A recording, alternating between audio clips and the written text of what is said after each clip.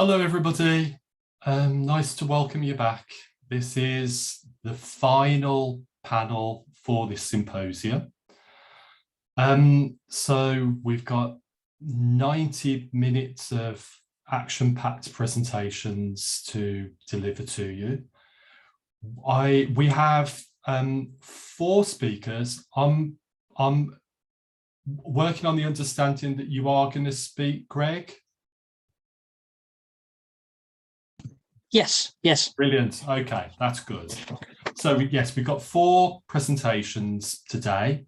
The theme of this panel is style and new masculinities. And we'll start without further ado. So I'm going to introduce our first speaker, who's Judith Beyer.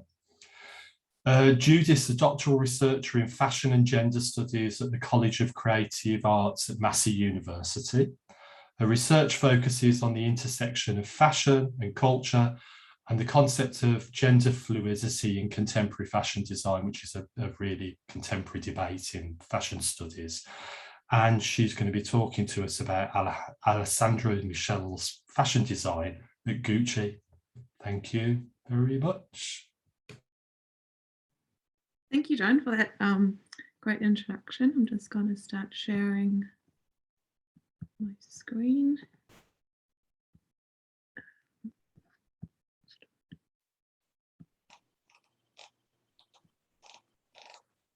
There we go. All right. Yeah, so I'm going to talk about gender fluidity in Alessandro Michele's design, and especially how he approaches that with what kind of means. So Gucci itself is one fashion brand that has been heralded as the linchpin brand in the gender-free movement. More specifically, Alessandro Michele's Gucci. He was appointed as creative director in 2015 after working as an accessories designer at the brand for 12 years. So I'm looking at the last 6 years and the way he introduced a new design language for menswear. Besides combining both women's and menswear choice, there are a few recurring and distinct aspects in his design of gender fluid fashion. So the first aspect I want to talk about is that of gender fluidity, and more specifically how he incorporates the male femininity. Talking about the concept of male and female fashion, Michele says, it's more interesting sometimes to work on the menswear. You can really shout because menswear is more rigid. When you try to manipulate the codes of a man's wardrobe, you can do something really new. It's pretty interesting. I started thinking about an idea of beauty that doesn't belong to men or women. It's almost the same. That's why I put a few men's looks on women and the reverse. You can be more masculine showing your femininity. So he uses certain elements in science that are connoted or generally associated as feminine,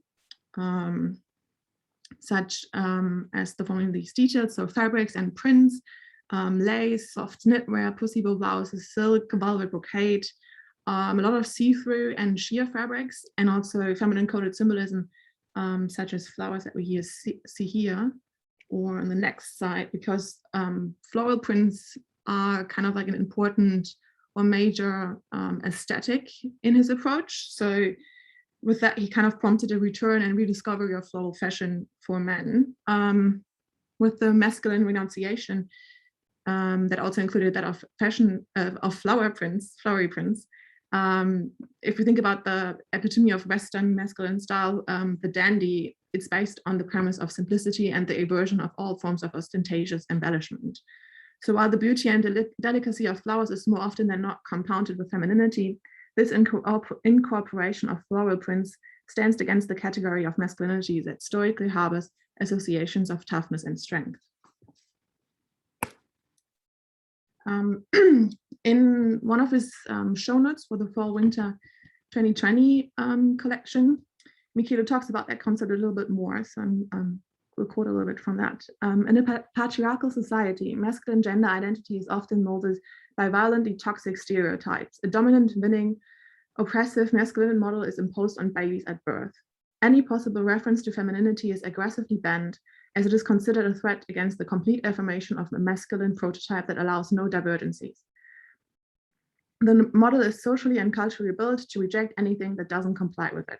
So here he refers to the concept of gender performativity as introduced by Judith Beyer, meaning that gender is not an intrinsic fact, but rather a stylized repetition of acts. And he goes on further.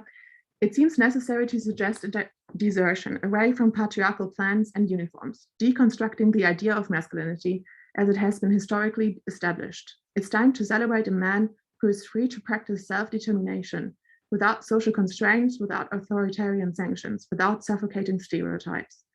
A man who is able to reconnect with his core fragility, with his trembling and his tenderness, a man full of kindness and care, a man who is also sister, mother, bride. It's not about suggesting a new normative model, rather to release what was constrained, breaking a symbolic order.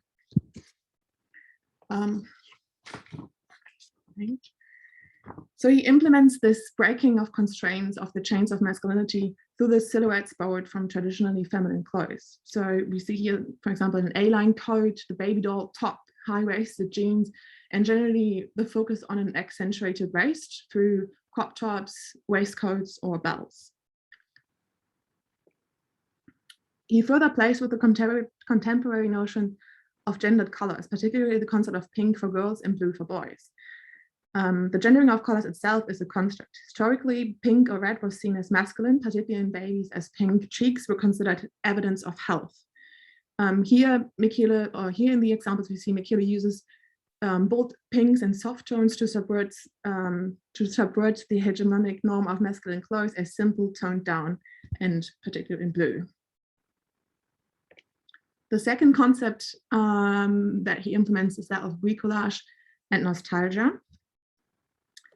The concept of bricolage goes back to the French word describing the activity of one who works on many diverse manual tasks, such as constructions, repairs, artwork, etc., relying on whatever material is at hand. The bricoleur engages in a dialogue with a collection of materials and chooses from amongst them to form a subset which, in combination, can be useful. According to Levi-Strauss, the bricoleur interrogates all the heterogeneous objects of which his treasury is composed to discover what each of them could signify, and so contribute to the definition of a set which has yet to materialize, but which will ultimately differ from the instrumental set only in the internal disposition of parts. So in regards to fashion, bricolage plays an important part or important role in the theories of postmodern consumption and the idea that personal style is created through collecting and combining different symbols and signs from different sources. Thus, the meaning of each material in the end depends on the role it plays in the final combination. Michele plays with different symbols and signs in his design. Here, for instance, the sports cap with the LA Dodgers cap, itself a US Major League Baseball team, would in the context of a stadium or on top of a player itself mean fan or I'm an athlete. Here it builds on the contrast to the other accessories such as the silk scarf, arm decoration, etc. So it kind of becomes less important that it's an LA Dodgers cap, but just a sports cap that is in contrast to the other items that are not. And they all carry their own meaning that gain new meanings in its combination. Another example here would be that of Catholic symbolism of golden and embellished cross in stark contrast to the, for instance, symbolism of the Black Panther turtleneck and beret, which is instead of being black here, it's kind of like a colored version with the purple, which itself raises associations with the civil rights movement. Another example of bricolage is that of punk, which kind of uses that concept inherently in its subculture. In punk, everyday mundane things such as safety pins could become clothing. Also fetishized and deviant symbols such as the collar, leather, or latex get a new meaning in the bricolage of punk style. By taking up this language, Michele refers and utilizes punk's own inherent gender bending and concept of masculinity, while also mixing it with other subcultural historical signs such as high-waist trousers that remind us of the zoot suit or long flowing hair for men of the 1970s. Speaking of the 1970s, they also play an important part in Michele's design. With its association with social justice movements, the so-called peacock revolution, and unisex fashion, the 1970s is a prototype for Gucci's gender fluid approach. He says the 70s is the most powerful image for me for the brand. The brand has a soul, and its soul is really that kind of the 70s moment. However, Michele reappropriates history beyond the 1970s and freely mixes 17th and 18th century juxtacord, brocade, and lace hems and collars of court society with 80s track pants and psychedelic prints. The mashup of references, the diversity of products, allows for a vision of multiple masculinities to exist in tandem and in fusion with femininity. I hope I'm still in time. The last concept that I'm going to talk about today is about Posthuman and the cyborg. For the fall-winter 2018 collection, Michele is quoted saying, "The Gucci cyborg is posthuman, the last and extreme sign of a mongrel identity under constant transformation, the symbol of an emancipatory possibility through which we can decide to become what we are." Thus, his design plays with the boundaries of the human and the body in the body itself, adding masks, ears, technology that extends the anthropocentric human condition. Cyborgs have always seduced the human imagination with the endless possibilities that a merger of man and machine entails. From Mary Shelley's Frankenstein to Blade Runner, the union of the organic and the synthetic conceal an inherently utopian vision of self-determination and the freedom to go beyond the rigid classification of human identity that society has imposed. Gucci's man becomes a humanoid beyond the confines of gender and the body. Referring to the identity theories of Michel Foucault and the 1985 feminist essay Cyborg Manifesto by Donna Haraway, Michele states that Gucci's cyborg has eyes on its head, fawn horns, dragon puppies, and double heads. It's a biologically indefinite and culturally aware creature. Thus, his collections are a sensational parable of hybrid designs, cross-cultural references, clashing aesthetics, and brazen symbols that speak of the possibility of being liberated from the confines of the natural condition we are born into. The models carrying iguanas, coral snakes, baby dragons, replicas of their own heads and horns. Michele's Gucci exemplifies fashion not simply as a commercial creative spectacle or a mirror of culture, but as a phenomenon that reflects, absorbs, and visualizes broader social and cultural shifts. That is, in this case, the ongoing and particular challenges of masculine identity in contemporary times of change. Michele presents fashion as the means of renegotiation, a vehicle and catalyst for a new order of being. His designs are sprinkled with countless signs of the ambiguities of gender and the concept of the human itself. He crafts a plurality and vision of masculinity that is not just fluid, but that crosses genders, cultures, and time. Thereby, Michele creates his own visual manifesto, challenging the binary categorization of human identity, but also making its constructedness of gender clear. That identity is neither immutable nor fixed, but rather a social and cultural construction, and as such, it can be adjusted, redefined, or even invented. By scrambling together genders and species, time, and history, Michele offers us a vision of a new formations of subjectivities that lay beyond the demarcations of organism and machine, human and animal, male and female.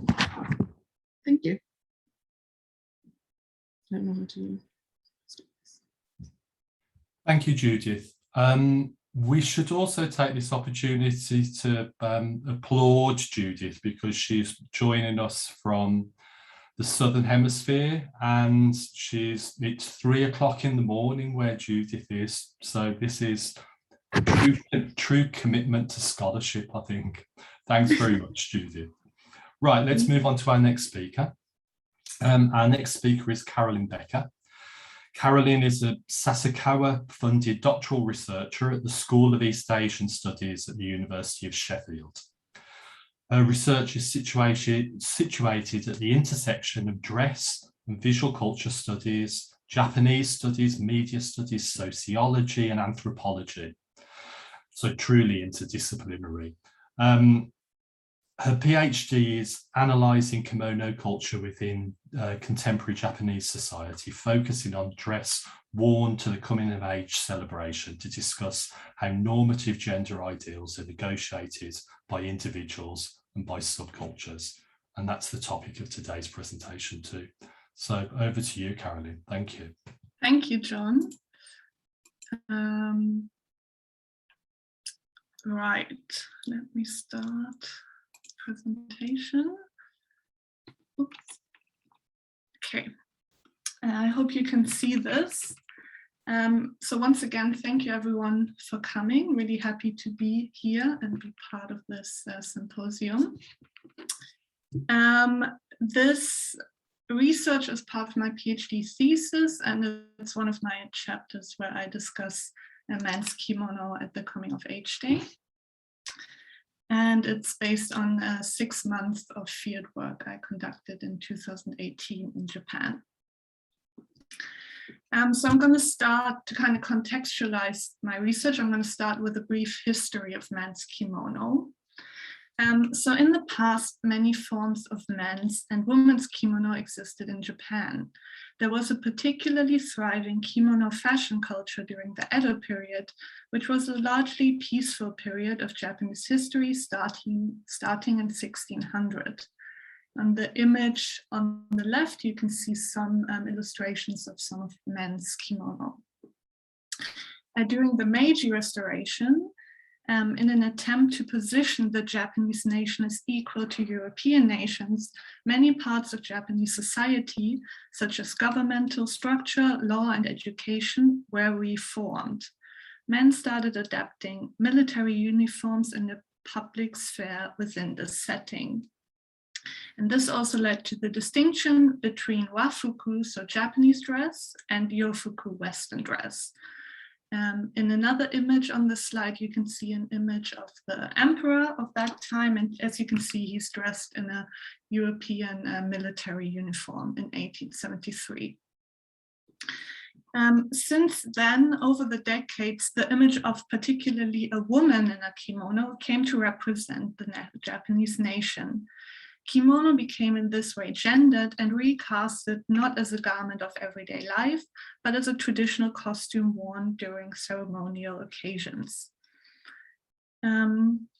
This does not mean that men's kimono has completely disappeared, however. In a contemporary setting, it is worn by grooms at Shinto wedding ceremonies, and there's an image here as well. As you can see, the man is dressed in a kimono, but only a small percentage of couples today hold a Shinto ceremony. Additionally, as you can see in the image, while the mother of the bride and the groom wear kimono, the fathers commonly wear suits to these occasions. So this kind of demonstrates the very limited appearance of men's kimono in a contemporary setting. Then now just a brief introduction of my context. So this is the Coming of Age Day, which is a national holiday celebrated annually on the second Monday of January. It marks the transition from childhood into adulthood and aims to honor all young adults who have turned 20 over the course of the year. This is in accordance with the civil law of Japan, where Japanese nationals gain full rights and responsibilities as proper members of society at the age of 20. To celebrate the occasion, all new adults are invited to attend coming-of-age ceremonies, which are organized and conducted by the various local municipalities throughout the country.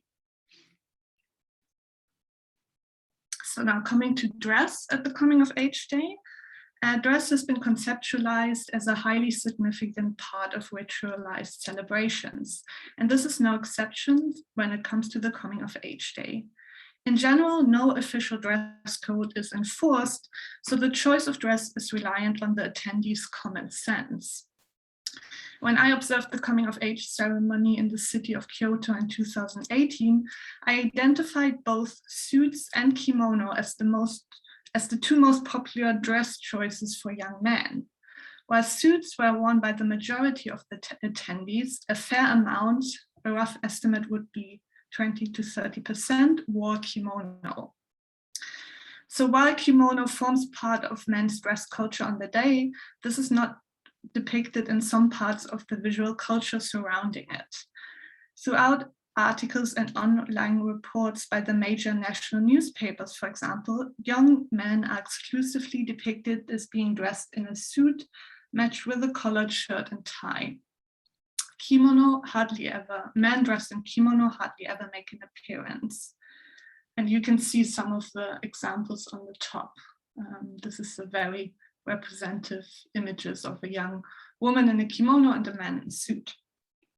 As suits are consequently framed and re-manifested as the normative dress choice for young men in this way. So based on this finding, I analyzed suit advertising campaigns for their general discourse and narration of the image of a young man in a suit. And these are some of my findings. So throughout the campaign, suits are narrated as the dominant clothing choice of proper and mature adults. The headline for one of the campaigns, for example, reads, "Suits, symbols of adulthood, are the uniform of Shakaijin." The appropriateness of the garment is emphasized here through this connection of adulthood with the figure of the Shakaijin. The term Shakaijin literally means a person of society and entails, on one hand, ideas of financial and personal self-sufficiency, but also an awareness of social responsibility and liability. Nana Okudagagne defines the Shakaijin as a mature social adult who can independently recognize the importance and conditions of one's social embeddedness and act according to it. So, excuse me. Some of the suit campaigns use this idea when narrating an imagined feeling of young adults on the coming of age day. So for example, on the morning of the coming of age ceremony, you may equally experience feelings of liveliness and a sense of responsibility. So there's an imagination of a rebirth as a Shakaijin, which includes a sense of responsibility towards oneself and wider society. And the importance of this transition from an irresponsible child to a mature Shakaijin is emphasized within Japanese society. It involves the general expectation of a significant shift in self-presentation and conduct, including a heightened awareness of the effect of one's actions on others. While these expectations are arguably part of most societies, many commentators have argued that they are particularly valued and maintained in Japan. An increased monitoring and controlling of one's personal appearance is an important aspect in this project. And this is particularly emphasized in the business environment. As such, to train new employees in the expected standards and norms, lessons in personal grooming, movement, facial expression, attitude, and speech style are conducted by many corporations during company-wide induction sessions. Check sheets identifying appropriate as well as inappropriate hairstyles, clothing, makeup, and use of accessories are additionally commonly distributed. So this is in line with the advertisement of suits for the coming of age day, where well-groomed male models follow and reproduce norms of corporate business culture. So as you can see in some of the images here, all of them are shaven and neatly styled. Their hair is kept black or dyed in dark brown, so sustaining a natural look. Colors and styles are orderly and conservative, and surfaces of the suits are smoothly ironed and clean.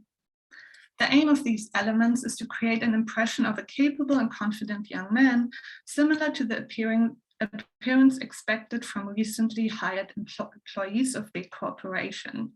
As such, this image of a young man in a suit is based on a middle-class ideal of a person working in one of the urban centers in Japan. So while this forms the normative dress style, I will now introduce one of the styles that can be read as challenging these aesthetics and values.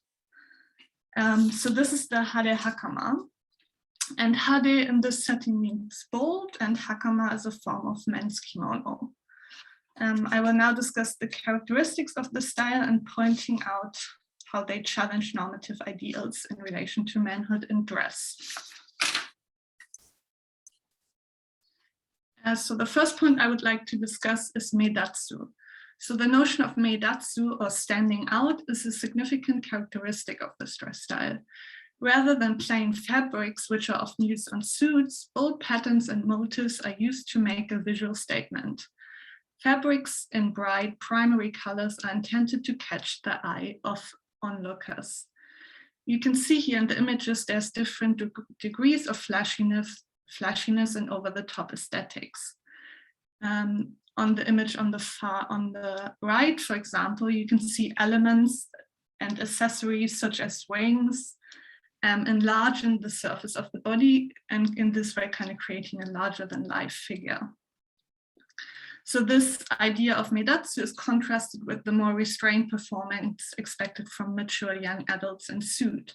A suit in itself as a garment aims to unify the workforce, erasing personal differences and making an individual fit into corporate culture.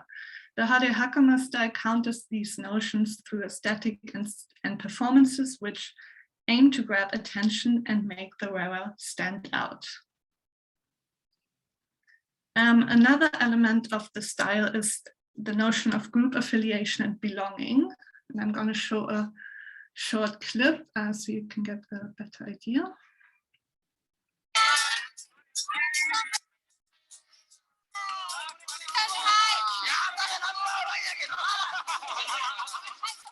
イメージカラーが青なんで、これ青、はい、青でちょっと女受け狙ってピンクで。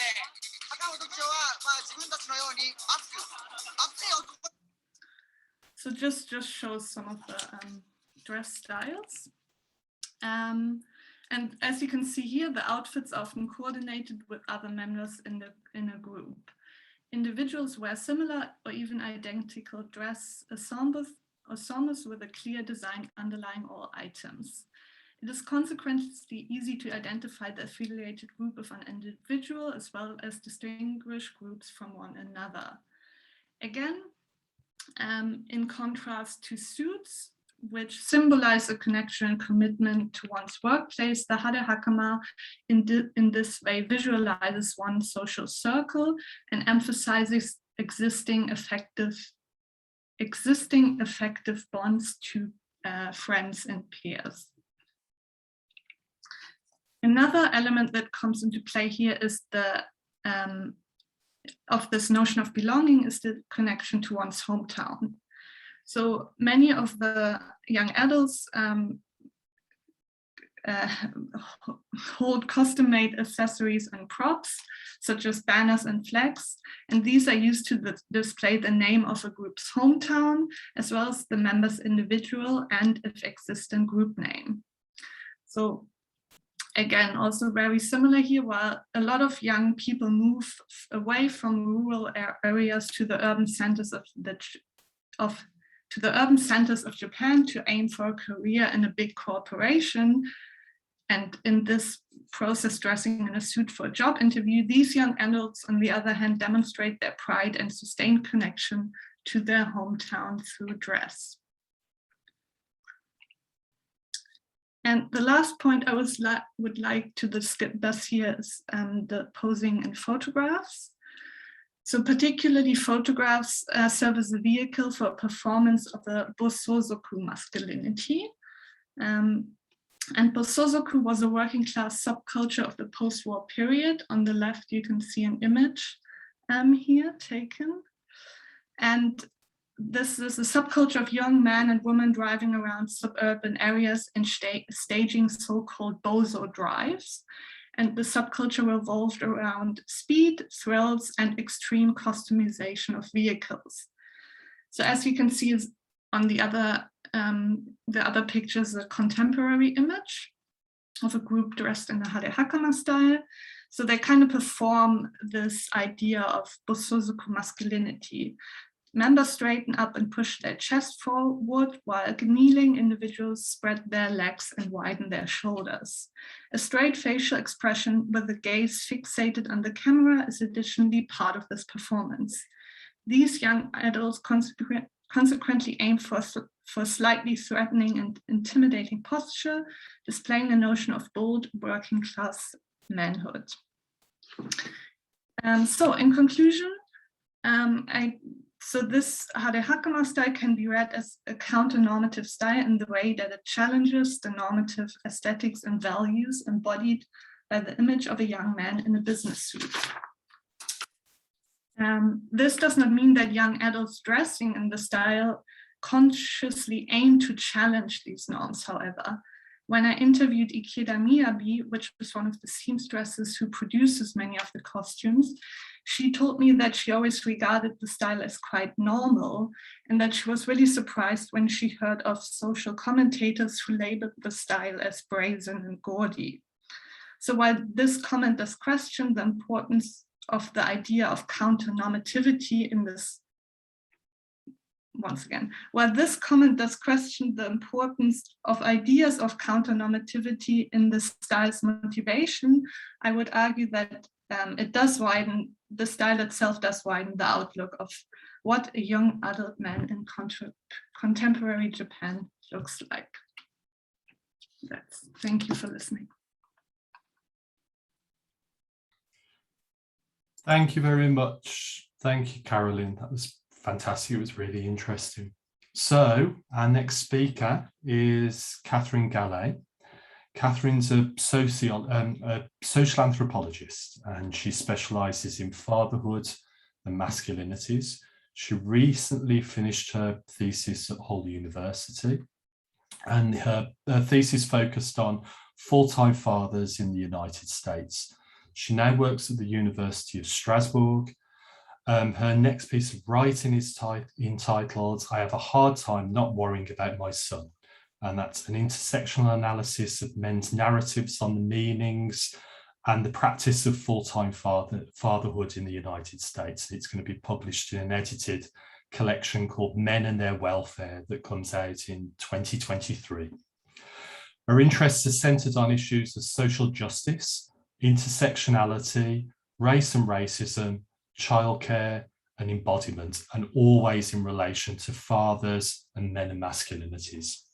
So over to you, Catherine. Thank you very much. Can you hear me? Yes. Yep. Yeah. Great.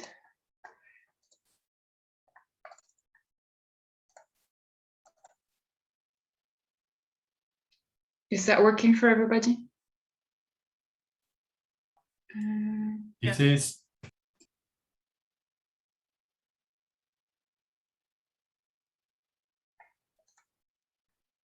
Is that working? Yes, John? we can see that. Yes? Yeah, it's working, Catherine. Just the sound is a bit weird, but okay. Good afternoon or good morning, whichever, whichever works for you. I don't know where everybody is right now, but thank you for letting me be a part of this today. My name is Catherine Gallais. I'm a social anthropologist, and my preferred pronouns are she, her, and hers. I have studied masculinities and fatherhood in the US. I have been studying in the US, and I'm here to talk about full-time fatherhood from an intersectional perspective. I'm going to be focusing on two categories that have emerged from my research, which are the apprentices and the experts. And these men drew on different discourses of masculinity to try to make sense of their capacities as caregivers. So I conducted fieldwork in the US for a year in 2016. I followed 15 fathers who were the primary caregivers of their children.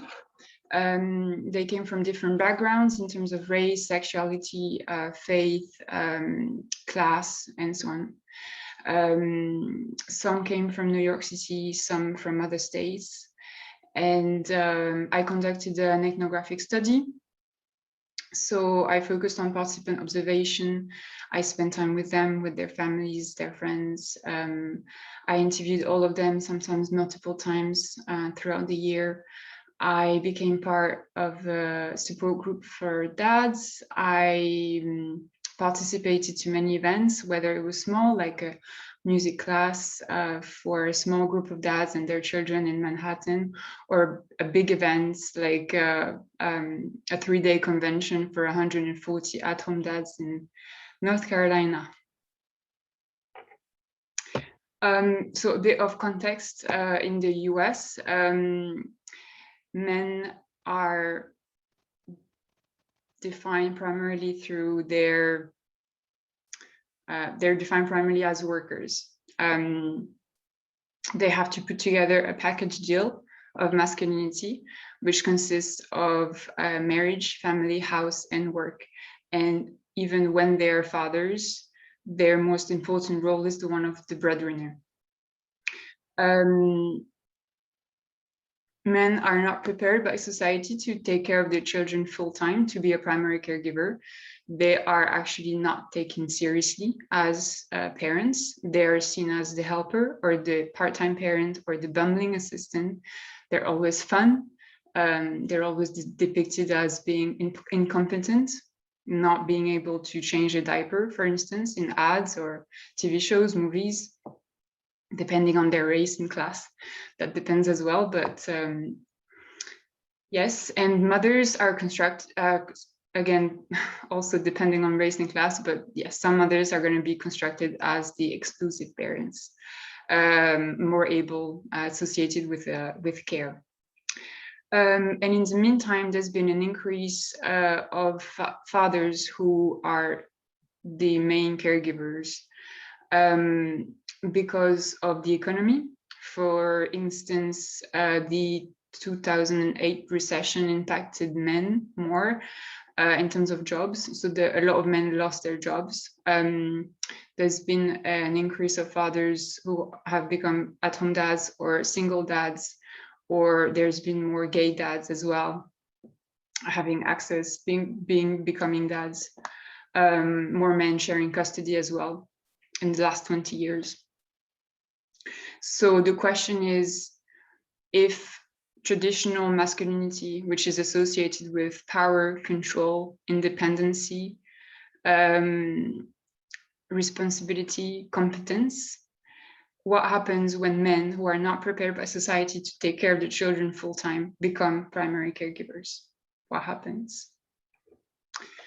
So question I asked all the fathers was, how did you do it? How did you manage to take care of a child? Sometimes some of these men were left by their partners, so they were left to take care of a baby by themselves. That happened. Did you read any books? Did you reach out for help? Did you ask your parents? What did you do? And two categories emerged: the experts and the apprentices. The experts, it was a group of men in my study who were very privileged in terms of class and race and sexuality, and so on and so forth. They relied on discourses of autonomy, control, and self-reliance. So Hanlon tells us men are conditioned to feel independent, invulnerable, and self-reliant, and male caregivers are not necessarily an exception to this. So this group of men had no doubt, or they said to me they had no doubt when it came to taking care of a child. They never felt unsure in terms of what was going on for them physically or emotionally. So I'm going to show you an example of one of these dads. It was Kyle who said, I'm sorry, I have to move that, who said to me, so Kyle was a white, middle-class, married, heterosexual man living in Manhattan in a very privileged neighborhood. He said to me, none of it is rocket science. I had never changed a diaper before, and it's not difficult to change a diaper. It's not at all difficult to change a diaper. You just do it. You do it 3 times. You do it wrong 3 times. You figure out what works and what doesn't. The worst thing that can happen if you do it wrong is that you have a mess and you clean it up and you do it again. I don't like the idea that there's some right way to do anything, or that there's such thing as a good parent, or that it takes some inability to figure out, which I guess is the opposite of seeking help. It's not that I already knew it, it's just that I'm the kind of person who figures things out as I'm going along. I don't need to read in a book how to discipline my children. So obviously I'm picking that up along the way, but We all have it in us to be the parents we need to be. You pick things up. If we're having a problem with our son, I'm not going to go to the internet, find a blog post or a book that's going to help us. We're going to talk about it and find the best way to approach it. I don't look to other people for how much I do anything. I'm not one of the guys looking to the group for support or advice. I'm not bragging about that. It's not a good quality. And second category that emerged was the apprentices. So the apprentices, it was a group of men who occupied multiple and overlapping positions of oppression in relation to race, sexuality, class, and or their gender. They were Black, transgender, gay, young, and or of a working class background. The apprentices were extremely vulnerable. They admitted doubt, fear, failure as parents. They really challenged hegemonic masculine norms in terms of vulnerability, and they identified with emotionally expressive masculinities as well. So an example of an apprentice was Pete. He was a Black, divorced, working class father, and talking about his experience as a dad, as a young dad, he was reflecting on that and said to me, I wasn't ready to be a dad. I embraced being a father, but I was scared as shit. I was scared to death retrospectively. I was scared, so scared. I knew I couldn't do it. I know what I couldn't do, that I could just leave my kid. I could not be there for him. I knew I wasn't going to be on drugs like my father. There was no turning back here in it. I didn't do a bad job, but I had some nights he'd fallen out of my arms. I called my mom scared. She said, boy, you fell so many times. I dropped you so many times. Just put 2 pillows on your side. I'm like, what? Now, these 2 categories are not definite. Actually 2 of the fathers in my study belong to both categories. They were both middle class and men of color. They sought to project an image of being confident and competent, but they were also vulnerable in terms of learning how to be a father and having doubts, etc. So that's one of the 2 fathers. He was a Black, middle class, married, heterosexual father living in Manhattan. No, actually, I'm wrong. This is not the one. This is the other one. Frank was living in Brooklyn, and he identified as Asian and Buddhist, and he was middle class. So Frank, at the beginning of our relationship, at the beginning of field work, he was very much, how can I say that, projecting an image of power and control. Like there was no doubt about taking care of a newborn. He was actually left by his ex-wife, so he was left to take care of his newborn. No problem, I had no doubts. It was inscribed in my DNA. I knew what to do, blah, blah, blah. And obviously we developed rapport and relationship and trust. And at the end of the year, he told me, in the past, early on, I was always concerned with the thought that I was doing something wrong, that I'm not doing it right, parenting per se, when he was really small, because you always go back to how you were raised. I just thought so many things were wrong about the way it was done. Even though I knew what not to do, I did not know what to do. Even then, at the very least, I had those negative imperatives to avoid. I helped, and the rest is just learning and developing, trusting myself to do what I think is right for my family. And so I said to him, so you did have doubts? And he said, I had doubts in the beginning, because I guess every parent has doubts. My God, that little life that is depending on you. But then you realize it's easy, we're human beings. Even if we make mistakes, we have to be open to self-reflection, self-criticism, and say, hey, I could have done this differently. As Collins wrote about intersectionality, a matrix of domination contains few pure victims and or oppressors.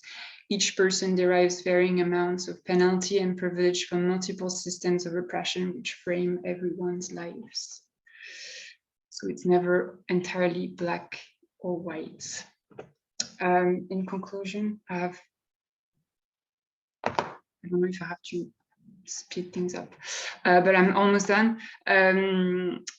I would say that these two categories, the experts and the apprentices, expand our understandings of the new man, which is understood in the literature as someone who's very privileged and who rejects traditional aspects of hegemonic masculinity and who's associated with progress and change. And it is challenging this, and it's challenging also marginalized masculinities, which are supposed to be the bearers of uneducated, backwards, toxic masculinities. We can see here that it's actually not what I found, in the sense that I agree with Eliot when she writes that men in the margins, so men who are not in the center, are better placed to lead transformation in terms of masculinities. Thank you for listening, and welcome any questions. Thank you, Catherine. Okay, so we're now moving on to our final speaker, and that's Greg Wolfman. Greg recently completed his PhD at the University of Huddersfield, exploring how the expected capabilities of neoliberal subjectivity come into tension with the masculine subjects, producing a series of contradictory subject positions and contributing to the proliferation of men's lifestyles now on offer. Over to you, Greg. Thank you. Can everyone see my screen? Yeah. Yeah. Sweet. Cool. First of all, sorry if my internet cuts out during this. It's not good. So if it does, shout something in the chat. Thanks to the other panelists for those presentations. They were all really good. In a way, in this paper is kind of an interesting way to present the last paper. Considering the opening talk by Jonathan Allen, if anyone remembers it, on Monday, because in lots of ways it kind of does some of the things he warned against. So what I'm basically trying to do is kind of producing and arguing for a new type that I can't imagine many of my interviewees would actively identify with or want to identify with. So this is hollow femininities. This is the idea that I'm suggesting. But rather than a new type of masculinity, as I suggested, it interrogates the meanings and consequences produced by claims about the feminization of certain men and masculinities in the UK, mostly heterosexual, mostly cisgendered ones, in a range of connected literatures concerned with recent and kind of emerging changes around gender discourses. So one of the first things to say that I think is that many of the kind of typologies of masculinity that have been produced in recent years seem to hint at an underlying feminine ethic or mode that either disrupts or hybridizes masculinities from within. So concepts of caring masculinities seem to kind of adopt feminized notions of an ethic of care. Inclusive masculinities claim to reject homophobic and sexist attitudes, while research on post-feminist masculinities explore how they kind of often reinscribe men on screen as, at least on an individual basis, kind of pro-feminist helpers. Similarly, research on a variety of contemporary forms of labour indicates forms of feminization that seem to kind of cut across class boundaries, even if they often kind of take place differently across those boundaries. So, for example, men in office jobs, not that recent development, but they are seen to kind of reject associations between men and manual labour that indicate kind of new requirements for male workers to improve capabilities with things like interpersonal relationships. Sometimes results in kind of backlash scripts, but seems to kind of feminize these office jobs in certain ways. Labour in the now kind of extremely big and growing technology sector is often associated with previously kind of emasculated geek and nerd masculinities that often reject ideas about masculinity, for example, in relation to masculinity as a bodily property. And in relation to kind of working class men, there's a kind of growing literature that's been around for quite a few years now about working class men in service jobs that essentially explores ways in which men negotiate and understand their gender up against forms of emotional labour that are frequently feminized. And this is something that's directly kind of referenced in a lot of this literature. But it's not just in this kind of literature in relation to labour. Also, the kind of range over the last few decades of different lifestyles on offer to men deploy a number of kind of scripts about femininity. For example, metrosexuality, spawnosexuality, these sorts of concepts combine feminized bodily disciplines and fashion consciousness, and often seem to, in so doing, kind of reverse the male gaze, or at least attempt to. Hipsters, various other of these kind of like different forms of masculinity seem to combine fashion and aesthetic consciousness with a sense of otherness. In popular culture too, I think there's an increasing sort of skepticism towards masculinity in men following kind of introspective moments such as Me Too and Time's Up, and popular calls for men to kind of embrace their feminine side that you hear quite often. And in shows like Queer Eye, which I've got here, in both its iterations, they tend to kind of reconstruct this kind of form of bodily discipline, a group of queer and non-binary makeover experts to make over mostly heterosexual men, teaching them how to look after physical and emotional health. In political commentary, as been touched on in previous presentations, there was talk about the differing reactions of female leaders over male leaders to the recent pandemic, with many decrying things like toxic masculinity of male leaders as part of the reason for those. So basically, it seems like we're kind of living in a moment where many elements of masculinity are increasingly unpopular among many, including among men. So basically, there seems to be some kinds of kind of male femininity sort of playing some sort of role across this broad range of different phenomena. I'm interested in kind of what role they play. So I argue that basically these phenomena can all be linked by placing them in a neoliberal context. That's not new.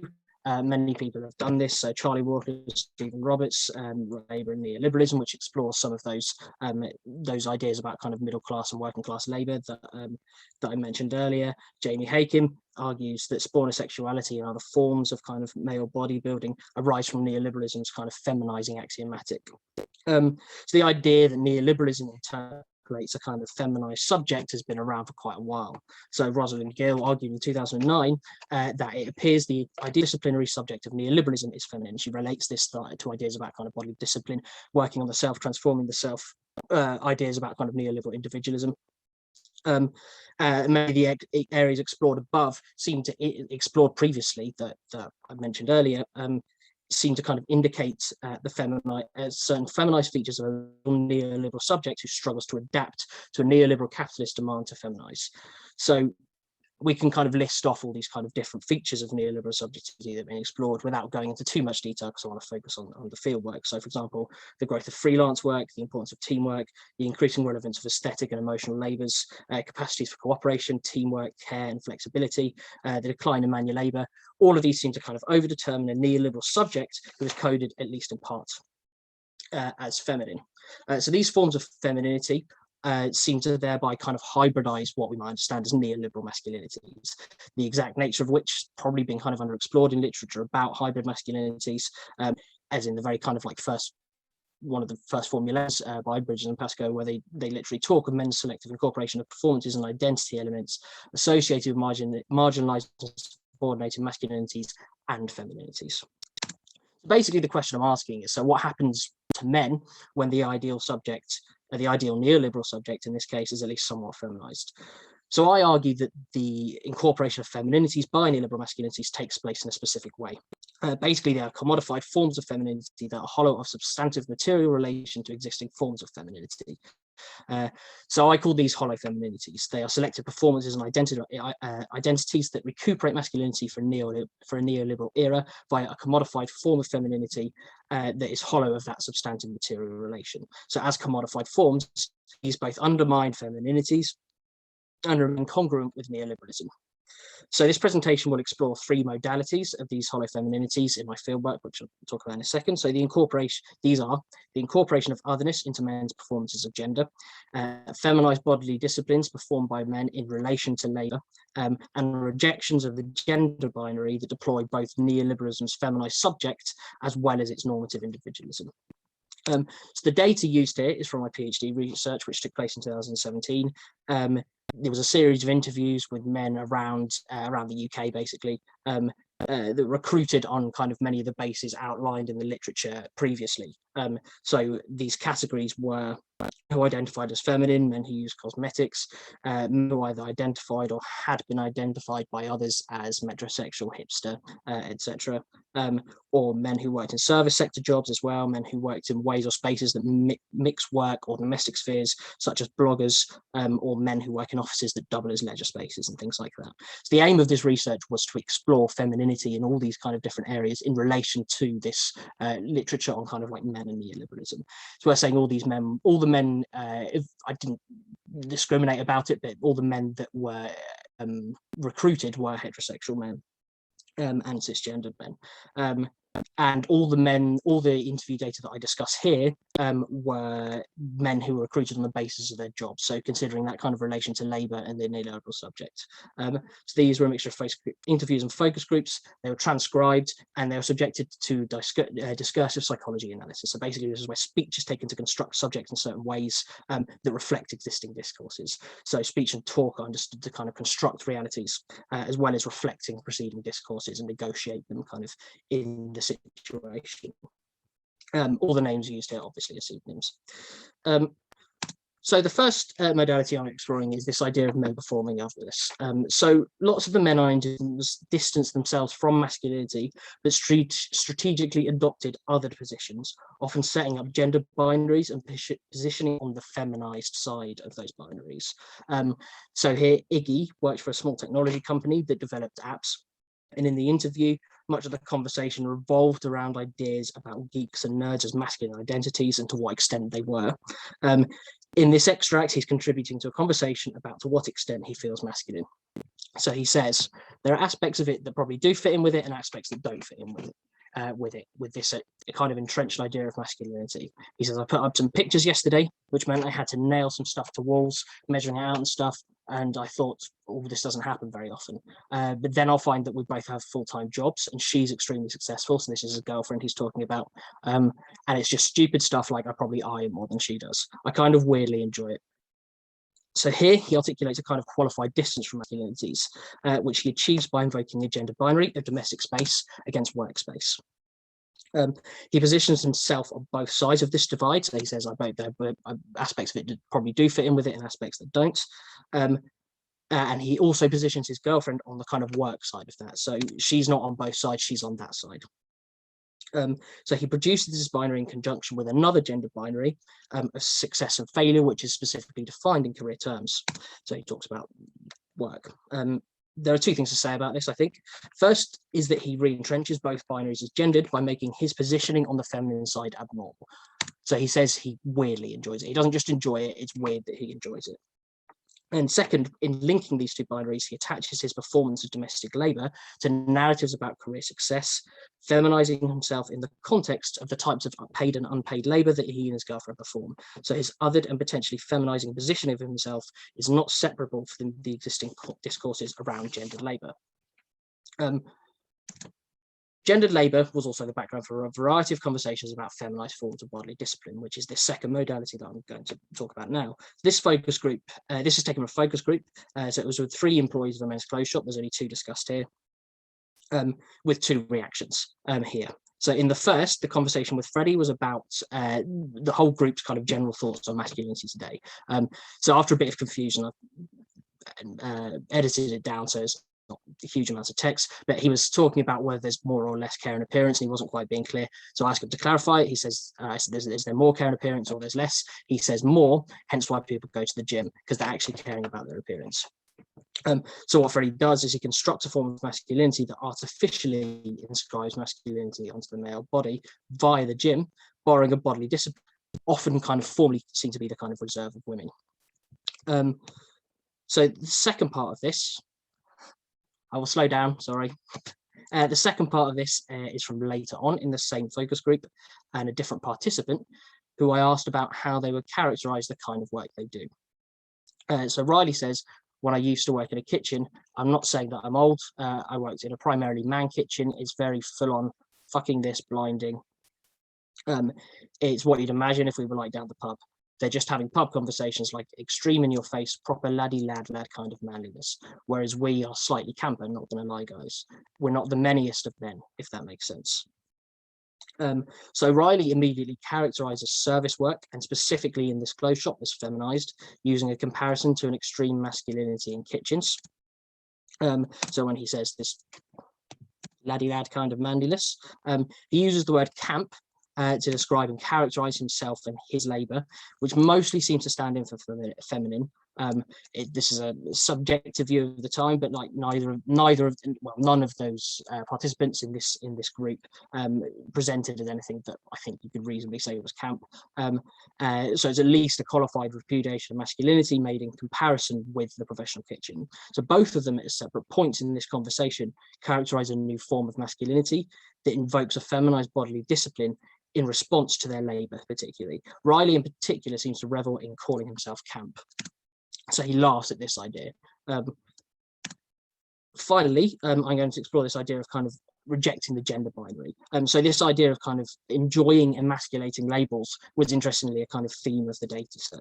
So Robert was recruited as a blogger. And here he's responding to the question, do you consider yourself feminine? So he says, I get on with females, I think, a lot better than males. People have, even through work. Actually, it's quite funny. I saw this girl for a while, and then I knew her ex-boyfriend through work because they're still mates. And when she told him about me, he was like, what? I thought he was gay. And I was like, that's not the first time that someone said that to me. So I suppose so. I'm quite flamboyant, but for me, that doesn't make me feminine or masculine. It's just really who I am, to be honest. No, I don't think I'm more feminine than anyone else, just me, I suppose. So first, he seems to kind of contradict existing literature, that homophobia masculinity, by saying he thinks it's amusing to be mistaken for gay. So he says, actually, it's quite funny. Rejecting the idea that the social misreading of him in this way is emasculating or feminizing. However, he does this in the context of, well, the social misreading of him is insulting. However, he does this in the context of establishing that he isn't gay, talking about a girl he was dating. He then, however, seems to contradict himself, saying he's not an outsider to masculinity, but to the gender binary as a whole, characterizing himself as just me, I suppose. So Jim McGuigan, who writes about neoliberal subjectivity, argues that the neoliberal subject is what he calls a cool capitalist. So using forms of bohemian posturing, as he puts it, and personal experimentation, individualize themselves. So what Robert appears to be doing is some level of this kind of personal experimentation through an indifference towards existing gender categories. So it's important that it's towards gender categories and not some other kind of like method of doing it. So he verbally distances himself from gender, yet at the same time describes a gender performance that borrows from femininity with ideas of flamboyance and what seems to be some sort of emasculated gay aesthetic. So neoliberal individualism here works in tandem with the adoption of what seems to be some sort of feminine aesthetic.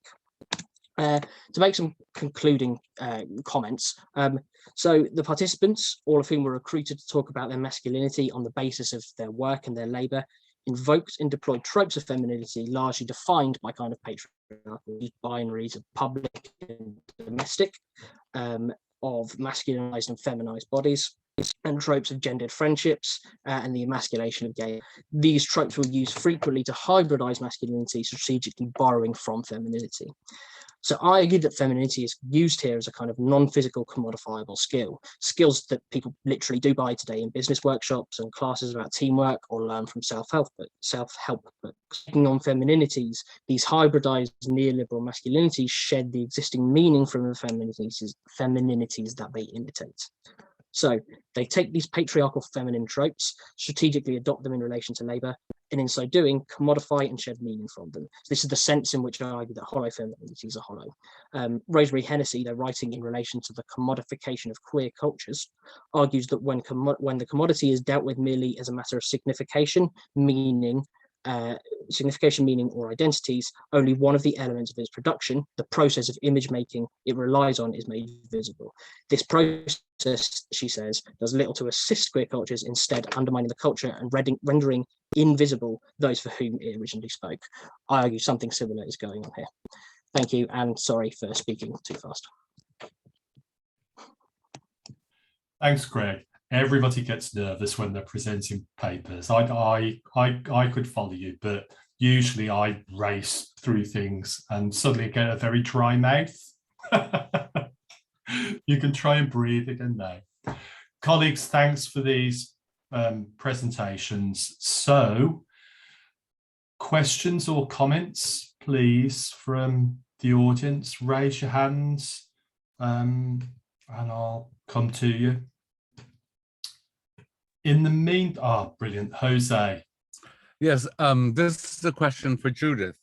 Thank you so much. It was such a lovely reading of the Gucci collection. And I also really appreciated your kind of, bringing the 70s into it. But I wondered if some of the things that you were saying about, the ways that it was gendered and, okay, and politicized, if that was unique to Gucci, or how does it compare to other collections of the same time? Yeah, is this kind of something that is a result of the particular period that we're living in, or is this something that's particular to Gucci? Thank you for the question. It's actually really interesting. No, I think it's not necessarily solely the case for Gucci. It's more kind of the result of the time, and especially like talking about like post-transgender movement, post-2014, because that's exactly that time when Michele started. I think what's so profound about this case and Alessandro Michele himself is that he was kind of the first one, like with his first collection, he made such a statement in contrast to the previous collections of Gucci that were very like sleek and very binary in its gender presentation. So that was like quite distinct, but compared to other menswear collections like similar houses, there certainly is like a gender fluidity trend going on in all of them. But I think the aesthetic is quite singular to Gucci in the way that the way he picks so many different signs and symbols and puts them together. I think that's more what is significant in that case. Thank you. I think you expressed that very well through the analysis of the clothes and the flower patterns and so on. Thank you. Larissa's got a question. Yes, I have. I find it difficult to unmute there. Could you hear me? Can you hear me now? Oh, good. Excellent. Okay. It's for our first two speakers, actually. And I just wondered if they had felt that there were any kind of connections between the two papers, and in particular, if there was a way in which maybe Gucci and both that kind of kimono dressing is what performance studies scholar Madison Moore has called fabulousness, a kind of way of dressing that some men have adopted that kind of disrupts gender codes, but is also about trying to forge new identities. And I don't know, because it feels like perhaps when we're talking about fashion, we always think of it in these real pockets, sort of this is happening there and something else is happening somewhere else. It's subcultural, and where might some of the connections be between different forms of styling bodies in fabulous ways? I don't know if that really adds up to a question. Hope it does.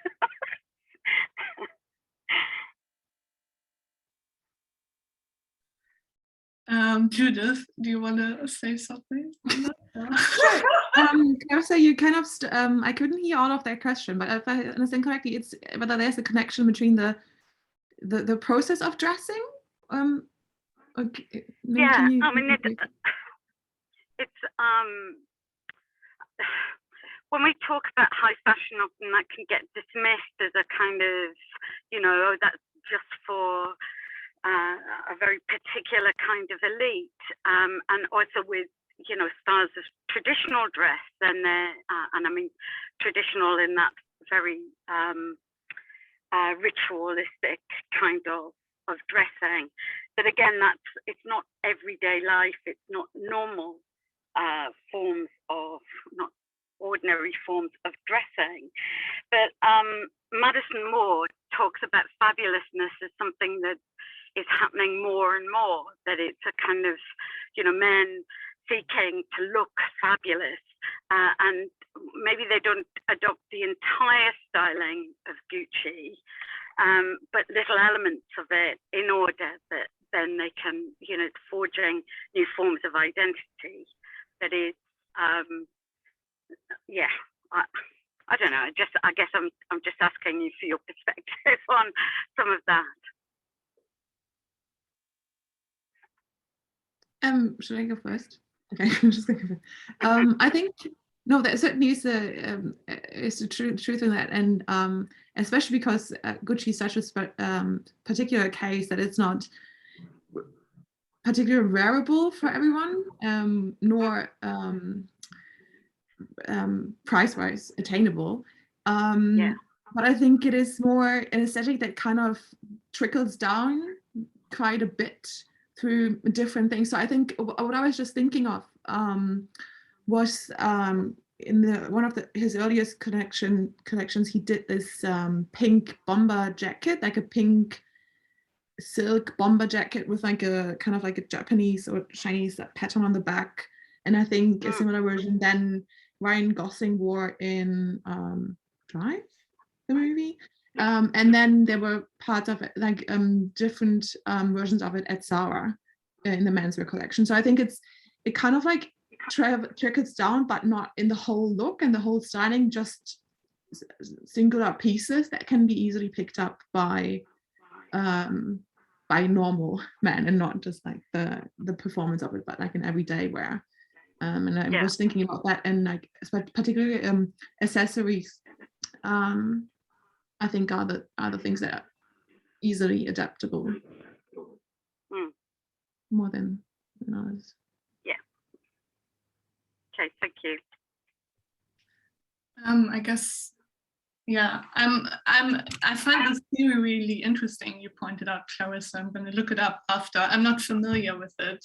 I think maybe what in the case of the coming of age day is a bit different is that I would say parts of the dress are based on the participants' everyday lives as well. And, you know, they do perform, of course, an identity at the coming of age day, but part of it might be part of their everyday life, like, you know, young men in suits going to job interviews. So I guess it's a bit, or this, you know, more like working class kimono masculinity might be part of attendees' everyday dress as well. So I guess kind of looking at dress as identity formation and shaping. I don't know if that makes any sense, but that's kind of some thoughts that came to mind. Thank you. Thanks. They're both great papers. I think you got another question, Jose. I do, yes. This one is for Carolin. I was really fascinated by your Hare hakama. Yeah, so the attention grabbing, the making noise, the strong bond, and identification with the hometown. And it really reminded me that in Spain, where I'm from, you know, this resort to traditional dress, this highlighting of traditional dress, and a similar thing about making noise and drawing attention to oneself is almost characteristic of rurality. Yeah, it tends to happen so much more in rural places with a very specific identity. But it's also very much tied to what can only be described as a right-wing politic. Yeah, and I wondered if one could see similar links in what you're describing in Japan. Yeah, thank you for your comment and your question. So obviously the kimono, I mean, yeah, kimono is a, you know, garment that kind of represents the Japanese nation, and the patterns these young adults often use are like kind of recognizable Japanese patterns. And there is some discussions about, yeah, the politicalness of these patterns and the use of these patterns. And I mean, it's a very difficult question, I think, because I don't think it can be easily answered. And I mean, I haven't done any research in regards to, you know, what's the political outlook of participants. So I do believe that it is I mean, yeah. I mean, it's interesting sometimes to think about what is more Japanese, right? Is it a man in a suit or a person in a kimono? Like, what does it represent? Right-wing values? I would say most of these young adults probably are not right-wing, but I can't say that, you know, all of them. So I would think that there isn't necessarily a right-wing aspect, but I don't know if you have any. No, I just think it's an interesting question to explore. Yeah, because I mean, certainly my view of it in Spain is that it does. It asserts the local, the national tradition, yeah, and therefore it excludes migrants. Yeah, it insists on, you know, particular ways of belongingness. It's a particular type of Spanishness that's valorized, right? It's often against the metropolis, right? You know, and thus also in some ways against, you know, a broader modern European outlooks. Yeah, it's seen as the essence of, as opposed to that which has been corrupted by abroad. So it's an interesting, yeah, I mean, I'm just positing a question. If there are those, yeah, if one can make those homologies, if that exists in Japan, they're very interesting questions when tied to the question of dress and masculinity. I mean, what I think is interesting in the case of Japan, there is a form of hakama, which is the more conservative hakama, which also relies, which isn't as bold and flashy. It's the one, you know, that is one at Shinto ceremonies. So that I would say maybe is a bit of more of a conservative. I'm not sure if I would go as far as going right wing necessarily, but that's definitely a more conservative style. Whereas the Hare hakama kind of, you know, is this very bold kind of manliness. So there's a difference there, I think, in terms of what types of traditional dress there are as well, which I'm not, how's that the case in Spain?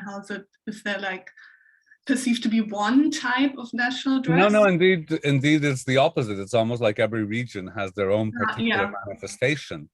Yeah, but the bringing it out and the way that it's brought out, you know, I mean, the clips that you showed were in some ways like, yes, it was like, what did you say? Making noise, look at me. There was also, look at me being macho, look at me with my beer. And it had a, yeah. So I mean, you know, I just want to thank you for your really fascinating paper. And I just kind of, you know, wanted to see if these things existed or, you know, or were there, because to me they are kind of interlinked, yeah, these issues. But thank you very much for a really wonderful paper. Thank you. Thanks. Begonia's got a question now. Yes. Hello, everybody. Thank you for these wonderful presentations. In relation to what Jose has just introduced, I was very curious to hear, and this is for you, Karen, as well, sorry. I was very curious to listen to the expression common sense in relation to dress. And of course, I would say in relation to nation and nationality. I mean, you were talking about class, you were talking about manhood. I missed nation. I mean, it was implicit, of course, in all your discourse, but I missed it. And I would like to hear a little bit more about this common sense you mentioned, because in Spain, I am now in Barcelona, I am from Valencia, we're noisier, much noisier in Valencia than in Barcelona. Catalonia is characterized by what they call seny, which means common sense.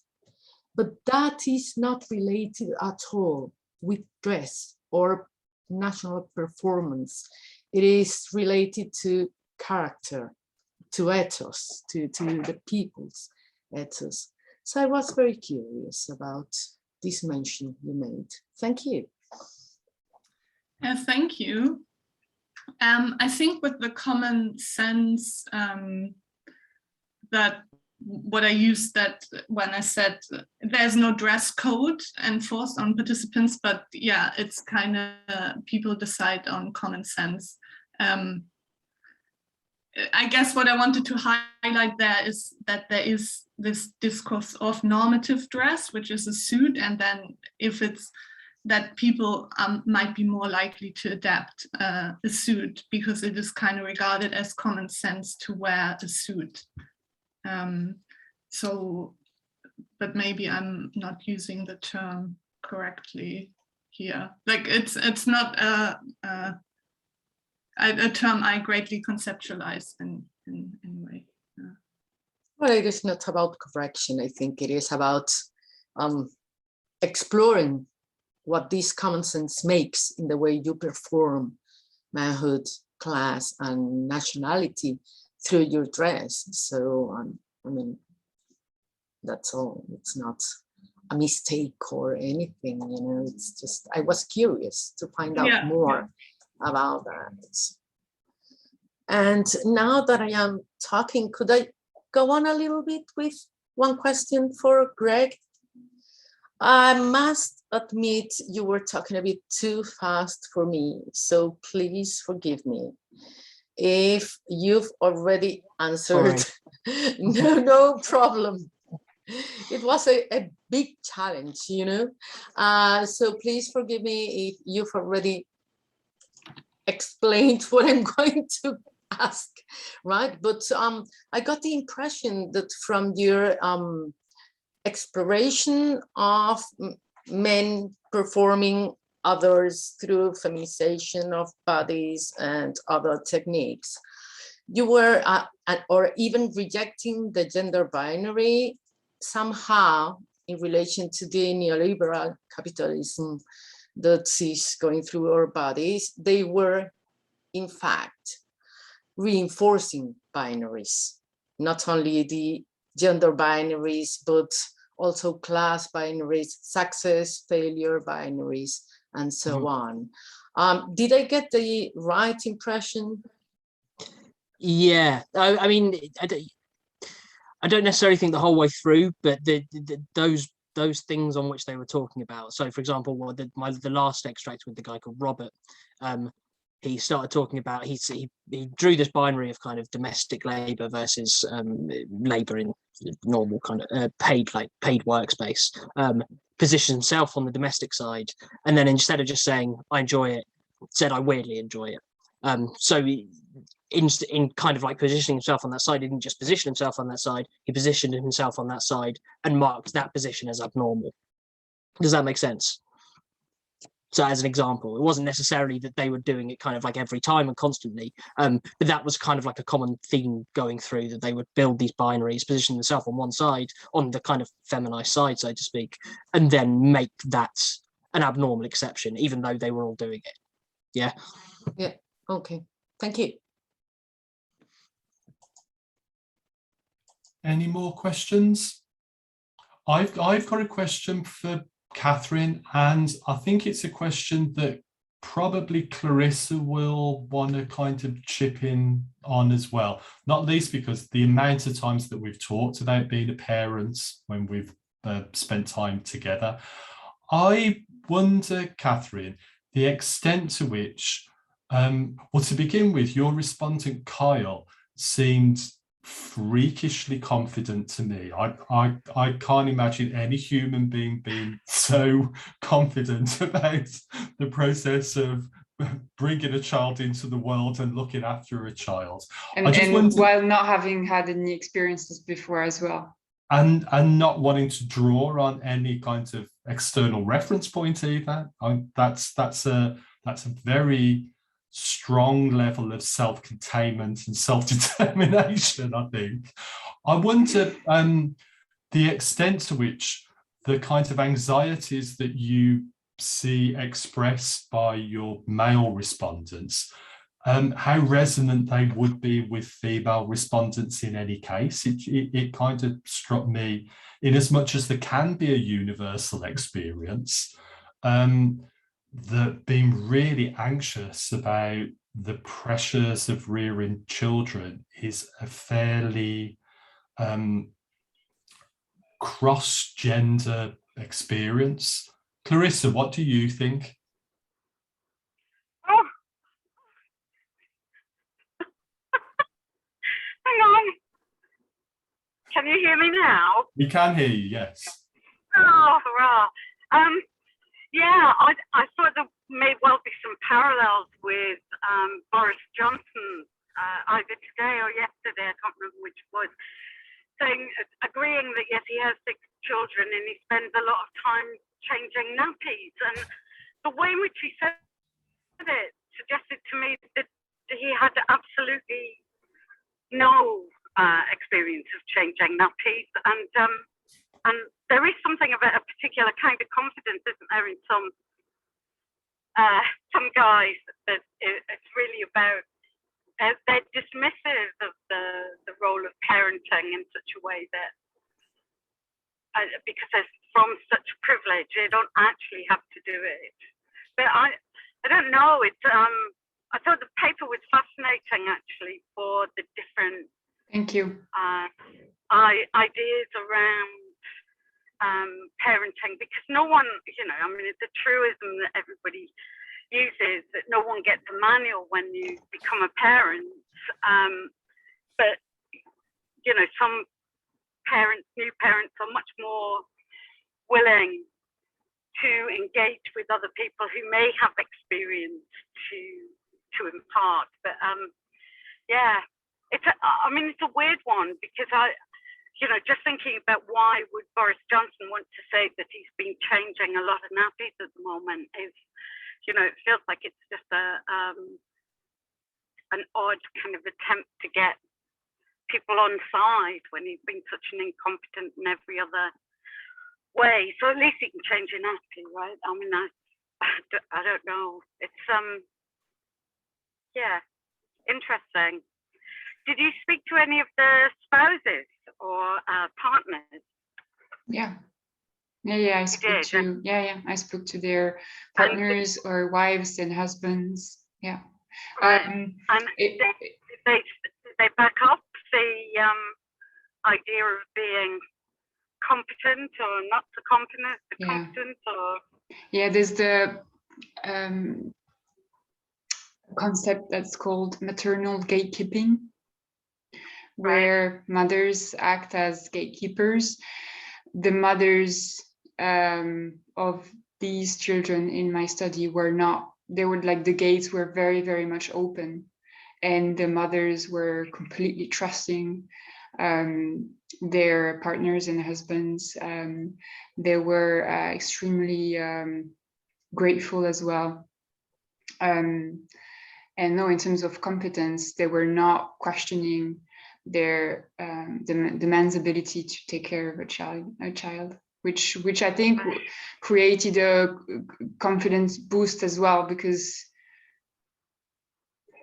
while their capacities are questions outside, like in the public sphere, right, they're not taken seriously, but they were taken seriously at home.